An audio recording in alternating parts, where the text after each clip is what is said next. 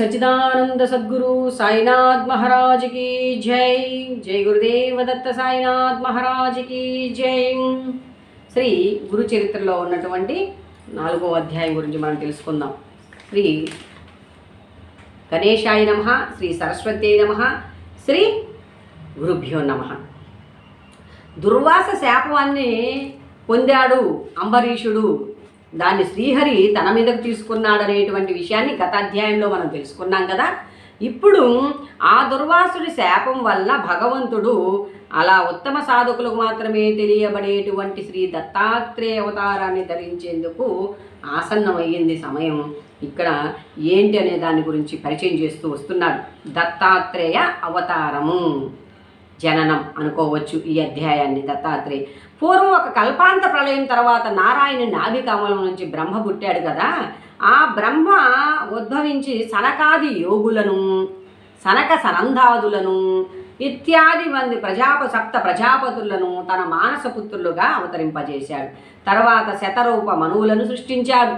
ఆ శతరూప మనువులోని వాళ్ళు ఎవరైతే ఉన్నారో ఇప్పుడు మనకి సనక సనందాదులు అంటారు కదా. ఆ సనక సనందాదులు తీవ్రమైనటువంటి అన్వేషణ, వాళ్ళకి ఏ జ్ఞానం ఏంటి అని చాలా చిన్న వాళ్ళుగా ఉంటారు. వాళ్ళు అన్వేషణలో భాగంగానే దక్షిణామూర్తి అవతార ప్రకటన అనేది జరుగుతుంది.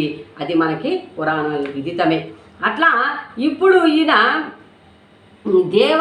ఈ యొక్క సప్త మనువుల యొక్క కుమార్తె అనసూయ కుమార్తె దేవహుతి కర్ధముని భార్య అయింది.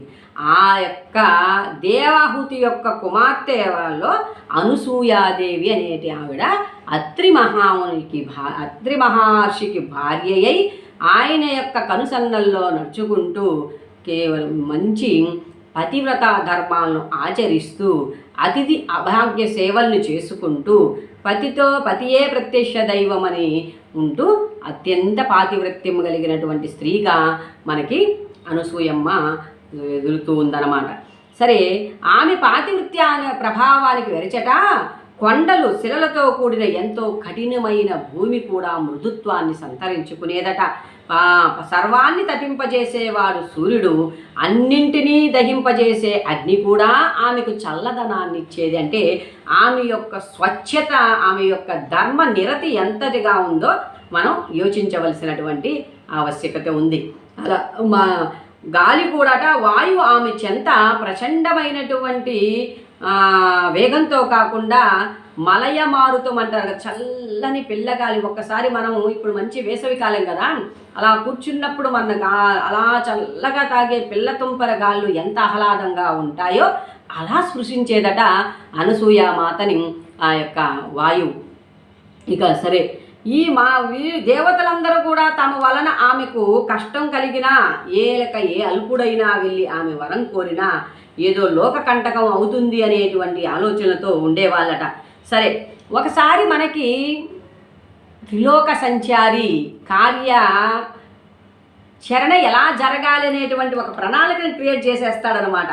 అలాంటి వాడైనటువంటి త్రిలోక సంచారి అయిన నారద మహర్షి ఆ విధంగా ఒక విష్ణులోకంలో ఉన్నటువంటి వీళ్ళ దగ్గరికి వెళ్ళాడు. బ్రహ్మ విష్ణు మహేశ్వరుల చెంతకు వెళ్ళి వాళ్ళకి చెప్పే నివాసాలకు వెళ్ళాడట. అక్కడ అనసూయాదేవి పాతివ్రత్యాన్ని గురించి ఎంతో ఇదిగా ప్రశంసించాడు. అత్రి మహర్షి ఆదేశం మేరకు ఆమె వలె అతిథి అభ్యాగతులను అంటే అతిథులను మరియు అవసరమైనటువంటి వారికి, ఆకలితో ఉన్న వారికి ఆహారాన్ని అందించే వారికి ఆమెతో సాటి ఎవరూ లేరు. ఆమె అంత గొప్ప అప్పుడు త్రిమూర్తుల భార్యలు కూడా అసూయ చెందారు అని చెప్తారు ఇక్కడ. అంటే అంతటి గొప్పగా ఆమెను గురించి ప్రశంసించి ఉంటారు నారద మహర్షి. సరే, ఇప్పుడు ఎలా అయినా మీరు వెళ్ళి ఆమెను పరీక్షించి రండి అని చెప్పి వాళ్ళ భర్తల్ని భూలోకానికి పంపారు సాధ్వీమనులు. ఇప్పుడు వాళ్ళ ముగ్గురు అత్రి ఆశ్రమం దగ్గరకు వచ్చారు. ఆహారాన్ని బిచ్చి అడిగారు. మారువేషాలు కదా ధరించి వస్తారు. అలా వచ్చి భవతి బిచ్చాం దేహి అన్నారు. అమ్మ ఆ టైంలో అత్రి మహాముని లేరు కాబట్టి కూర్చోండి, ఇలా ఈయన వస్తారు అంటే లేదు, అంతవరకు మేము ఉండలేము, మాకు ఆకలి వేస్తుంది అని చెప్పి చెప్తారనమాట.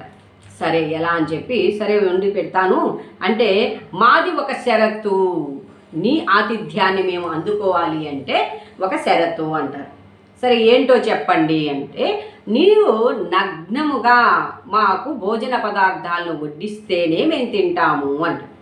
ఇది అతిథులు ఇంటికి వచ్చినటువంటి అతిథులు ఆతిథ్యాన్ని స్వీకరించకుండా వెళ్ళిపోతే పాపం అంటుకుంటుంది. మరి ఏంటి ఇది, ఎప్పుడూ లేనిటువంటి ఈ పరిస్థితి నాకు ఏంటి అనేటువంటి ఆలోచనలో అనసూయామాత అత్రి మహాముని పాదుకలను తీసుకుంటుంది. అంటే ఆమె అంతా సర్వస్వము ఆయనే అనేటువంటి ఇదిలో జీవిస్తుంది. అంటే అందుకే చెప్తారు, స్త్రీకి ప్రత్యేకమైనటువంటి సాధనలు ఏది అవసరం లేదు, కుటుంబాన్ని చక్కగా చేస్తూ వెళ్తే చాలు, ఆ కుటుంబంలో వ్యక్తులకు అనుగుణంగా నడుచుకుంటే చాలు, పతిలోనే శ్రీహరిని దర్శిస్తే చాలు, ఇలాంటి విషయాలన్నీ చెప్తూ ఉంటారు. అలాగే ఆ తల్లి ఆ అత్రి మహాముని పాదుకుల దగ్గరికి వెళ్ళి, స్వామి మీరు ఇలా వెళ్ళారు, అతిథులు వచ్చారు, వీళ్ళు ఇలా అడుగుతున్నారంటే వీళ్ళు సామాన్యులై ఉండకపోవచ్చు అని, ఇదిగో నేను మీ యొక్క పాతివ్రత్య భాగ్యము చేత, మీ యొక్క సాంగత్యము చేత నాకు కామ భయం లేదు. ఎంత చక్కగా చెప్తుందో చూడండి. అందుకని నేను వారికి భోజనాన్ని వడ్డిస్తున్నాను అని చెప్పి భోజన పదార్థాలని అలా వాళ్ళని, నన్ను ఆకలి కోరి వచ్చిన వాళ్ళు నా బిడ్డలే కానీ వారు పరపురుషులు కారే, అది ఆ భావన రావాలన్నమాట. వాళ్ళు ఎవరో పరపురుషులు అనుకునేటువంటి భావన అమ్మలో జనించి ఉన్నట్లయితే వేరేగా ఉండదు. ఇక్కడ ఆకలి తీర్చే అన్నపూర్ణగా ఆమెను భావించుకుంది కాబట్టి వాళ్ళు నా బిడ్డలే కానీ పరపురుషులు కారే అనుకుంటూ అలా ఎప్పుడైతే వాళ్ళ బిడ్డలుగా భావించిందో ఆమె నగ్నంగా వచ్చి ఆ ఆహార పదార్థాలను వడ్డించే లోపల వాళ్ళు ముగ్గురు కూడా ఆ యొక్క అత్రి మహాముని యొక్క చేతనో అమ్మ తపశ్శక్తి చేతనో చిన్న పిల్లలుగా అయిపోయారు. అమ్మకు వారిని చూడగానే స్తన్యం పొంగుకొచ్చింది. ఆ మాతృప్రేమతో వారికి స్తన్యాన్నిచ్చి మురిసిపోతూ వారిని చక్కగా పరుండబెట్టింది. ఆ తల్లి ఊయలేసి ఊపుతూ ఉండి వాళ్ళు చేసినటువంటి ఇదిని పాట రూపంలో పాడుతూ ఆమె చెప్తూ, ఈ లోపల అత్రి మహర్షి వచ్చి అంతా గమనించాడు. నువ్వు ఎంతటి అదృష్టవంతురాలివి, త్రిమూర్తులకే స్తన్యాన్నిచ్చావు అనసూయ అని చెప్పి అంటాడనమాట. అనసూయాదేవి యొక్క పాతివ్రత్య మహిమ కోలి విశ్రాంతి చెందాడు. ఈ మహావిష్ణువు పాలించి పాలించి అలసిపోయిన వాళ్ళ, రచన చేసి చేసి అలసిపోయిన వాళ్ళ బ్రహ్మ, ఇక లయకారకుడైనటువంటి అన్ని లయం చేసి అలసిపోయినట్లుగా శివుడు ఈ విధంగా ముగ్గురు చక్కగా ఉయ్యల్లో నిద్రిస్తూ ఉన్నాడు. జగశాచివి అప్పుడు అత్రి మహర్షి వచ్చి సర్వం తెలుసుకొని వాళ్ళని కీర్తిస్తున్నాడు. చూడండి, ఉయ్యల్లోని ఆ రూపాల్లో ప్రకటమైన పరమాత్మని ఇలా స్తుతిస్తున్నాడు ఆయన. ఓ మహావిష్ణు, నీవు సృష్టి స్థితిలయ కారకుడవు, జగశాక్షివి, విశ్వమయుడవు, విశ్వాధారుడవు. ఓ పరమేశ్వర, నీవు సహజంగా ఒక్కడవే అయినా నీ లీల చేత త్రిమూర్తులుగా మారికి మామతో క్రీడిస్తున్నావయ్యా. వాస్తవానికి జగత్తు నీకంటే వేరుగా లేదు. చూడండి, ఏ గ్రంథమైనా తీసుకోండి, ఎక్కడైనా చదవండి, ఒక్కటే ఉన్నది. అది కార్యకలాపాలు చేసేందుకు అనేకంగా సంభవించింది, ఉద్భవించింది అనేటువంటి విషయమే మనకు అర్థమవుతుంది. కానీ ఏది వేరుగా మనకి గోచరం కానే కాదు. అట్లా తీరుస్తున్న వాస్తవానికి ఈ జగత్తు నీకంటే వేరు కాకపోయినా మసక చీకటిలో త్రాడు దానికి భిన్నమైన పాముగా గోచరించినట్లు మాకు నేను నాది అనేటువంటి మాయతో కూడిన భావనల వలన అన్నీ కూడా నీకంటే భిన్నంగా గోచరమవుతున్నాయి అన్నాడు. ఊయల్లోని పిల్లలు హాయిగా నిద్రపోతున్నారు. త్రిమూర్తుల స్తోత్రానికి తృప్తి చెంది తమ నిజ రూపాలతో కూడా ప్రత్యక్షమై ఆ అత్రి మహర్షి చేసినటువంటి ఆ యొక్క స్తోత్రానికి సంతృప్తులైనటువంటి వాళ్ళు ఆ చిన్నపిల్లల రూపాన్ని వదిలి ముగ్గురు కూడా ఆ యొక్క తమ దివ్యమంగళ రూపాల్ని దర్శింపజేశారట అత్రి అనసూయలకు. ఇప్పుడు నీ భక్తి వలన ఇలా వచ్చాం ఓ సాధ్వి, నీ భక్తి వల్లనే మేము ఇలా నిన్ను పరీక్షించడానికి వచ్చాం స్వామి. ఈ సృష్టి యొక్క వికాసం కోసమే మీరు భగవంతుడి చేత అభీష్టం చెప్పమంటున్నాడు. భగవంతుడు ఎప్పుడు కూడా ఆయన సంతృప్తుడైతే భక్తవత్సలుడు అనేటువంటి పేరు ఆయనకు, అందుకే కదా భక్తుల్ని వరాలు కోరుకోమంటారు. మీ అభీష్టాలు ఏందో చెప్పండి అన్నారు.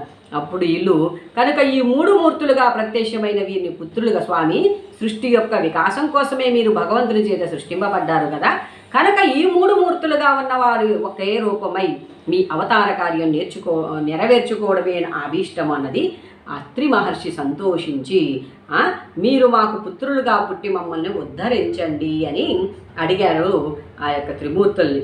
సరే అప్పుడు అన్నాడు వాళ్ళు, మహర్షి మమ్ము మీకు సంపూర్ణంగా దత్తం చేసుకుంటున్నాము అని చెప్పి ఆ పతివ్రత ప్రభావం చేత త్రిమూర్తులు అత్రి కోరిన వరమును అనుగ్రహించి తమ లోకాలకు వెళ్ళి వారి భార్యల్ని కలుసుకున్నారు.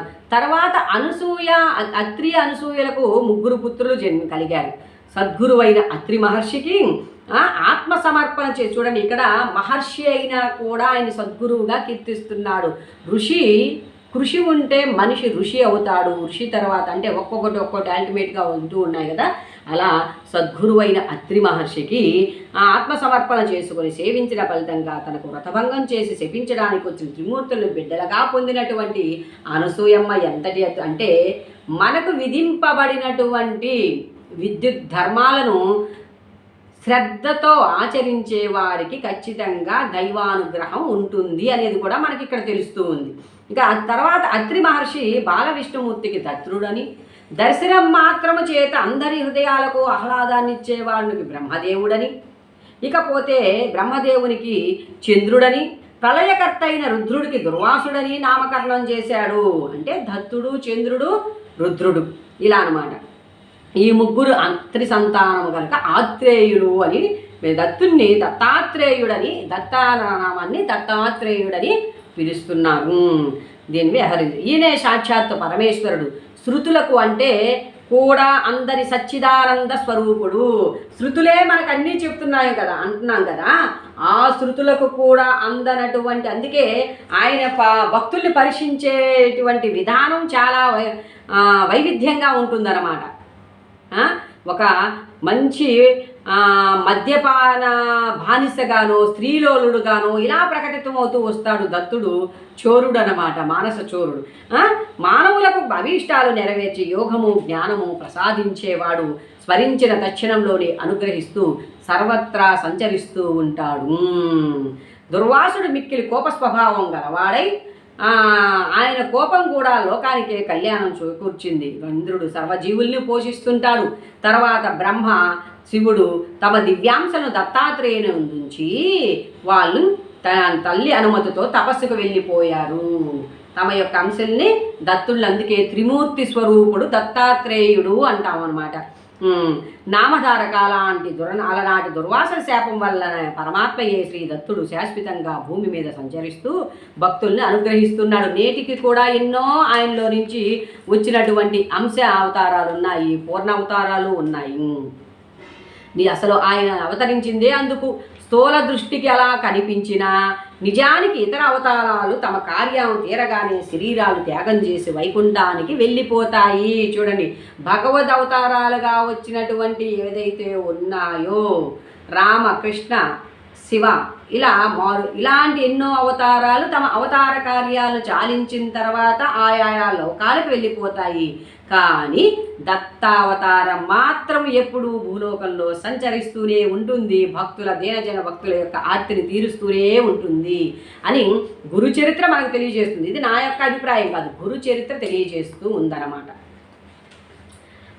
సరే, ఆయనే చెప్తున్నాడు, శ్రీరాముడు రావణాది రాక్షస సంహారం కోసం శ్రీకృష్ణుడు దుర్యోధనాది దుష్టులను సంహరించి భూభారం తగ్గించడానికి అవతరించాడు. ఆ కార్యాలు తీరగానే ఇద్దరూ తమ శరీరాలను వదిలేసారు. కానీ సర్వజనోద్ధరణమే దత్తావతార కార్యం యొక్క సృష్టి ఉన్నంత వరకు అది కొనసాగుతూనే ఉంటుంది. అందుకే ఎందరో యోగులు, ఎంతోమంది మహానుభావులు ఎంతమందిని ఉద్ధరించి ఎన్నో మనకి జీవిత గమ్యాన్ని అతి సులువుగా శీఘ్రంగా దాటేందుకు సోపానాలు అవుతూ ఉన్నారన్నమాట. సరే, కనుక దత్తాత్రేయ స్వామి అవతార త్యాగం చేయకుండా నిత్యం భూమిపై సంచరిస్తుంటాడు.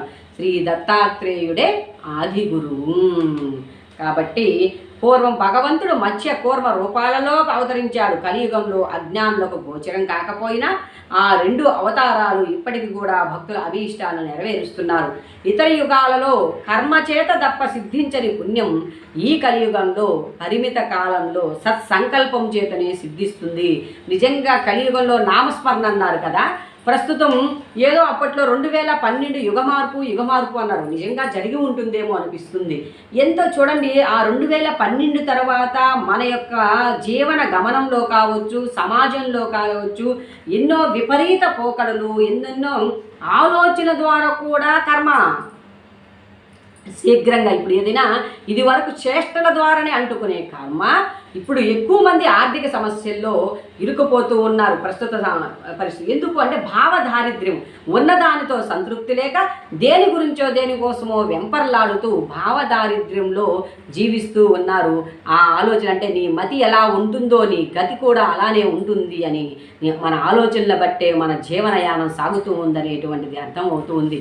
అందుకనే స్వల్పంగానే సిద్ధిస్తుంది కనుక ఇట్టి కలియుగంలో జన్మించి బుద్ధిపూర్వకంగా, అంటే ఊరికే జన్మించినంత మాత్రమే సరిపోతుందా, బుద్ధితో గురువుని స్మరించి ఆరాధించి సేవించి ఆయన ద్వారా మనం తరించడం అయితే అవకాశం పూర్వపుణ్యం చేత మాత్రమే మనకు లభిస్తుంది అని నామధారకుడికి నీకు లభించిందని చెప్తున్నాడు. మనం కూడా మనకి గురుసేవ భాగ్యం కానీ గురు కథా శ్రవణం కానీ ఇవన్నీ మనకు లభించాయంటే మన పూర్వజన్మ సుకృతంగానే మనం భావించాలి. కనుక నేను చెప్పే గురు కథలు శ్రద్ధతో విను అన్నారు సిద్ధయోగి. నామధారకుడు దత్తావతరణం గురించి విని ఆనందించి, ఆహా, అలాంటి అనసూయాదేవి పాతివృత్యం వల్ల మానవాళికి గురు పరంపర అంటే ఆ మహాతల్లి ఆ రోజు అంతటి పాతివృత్య మహత్యాన్ని కలిగి చూడండి, ఆ యుక్తితో ఆమె కోరిన కోరిక అంటే అభీష్టాలు, నాయన నువ్వు ఎలాగో అవతరించాలి కదా, ఇదిగో మాకు ఇలా జన్మిస్తే బాగున్ను అడిగినటువంటి ఆ యొక్క సంకల్పానికి ఈరోజు భగవంతుడు మనకి ఎన్నో గురు పరంపర, అందువల్ల మా వంటి అగ్నులకు మీ వంటి గురువు యొక్క కృప లభించాయి అని చెప్పి నామధారకుడు సిద్ధుడిని నమస్కరించుకుంటున్నాడు. ఇలా మనం 4వ అధ్యాయాన్ని పూర్తి చేసుకున్నాం. శ్రీ దత్తాయ గురవే నమః, శ్రీపాద శ్రీవల్లభాయ నమః, శ్రీ నృసింహ సరస్వతే నమః.